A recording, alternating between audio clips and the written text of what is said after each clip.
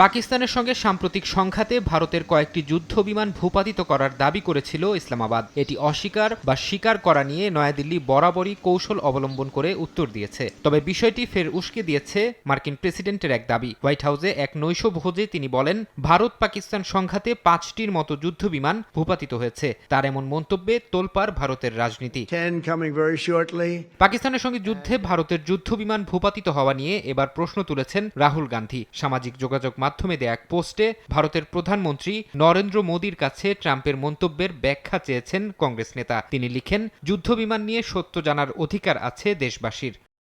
কংগ্রেস নেতার মন্তব্যের কড়া প্রতিক্রিয়া দেখিয়েছে ক্ষমতাসীন বিজেপি। দলটির তথ্য প্রযুক্তি সেলের প্রধান অমিত মালভিয়া রাহুলকে পাকিস্তানের মুখপাত্র আখ্যা দিয়ে কটাক্ষ করেন। বলেন, কংগ্রেস নেতার মানসিকতা বিশ্বাসঘাতকের মতো। বিমান ভূপাতিত হওয়া নিয়ে ট্রাম্প কোনো দেশের নাম না নিলেও কেন রাহুল তা ভারতের সঙ্গে জুড়ে দিচ্ছেন, এই প্রশ্নও তোলেন বিজেপি নেতা। গত এপ্রিলে কাশ্মীরের পেহেলগামে সন্ত্রাসী হামলার পর ভারত পাকিস্তানের মধ্যে চরম উত্তেজনা দেখা দেয়। ভারত এই হামলার জন্য সরাসরি পাকিস্তানকে দায়ী করলেও তা অস্বীকার করেছে ইসলামাবাদ। একই সঙ্গে নিরপেক্ষ তদন্তের আহ্বান জানিয়ে আসছে পাকিস্তান। ফারহাদ চৌধুরী, সময় সংবাদ।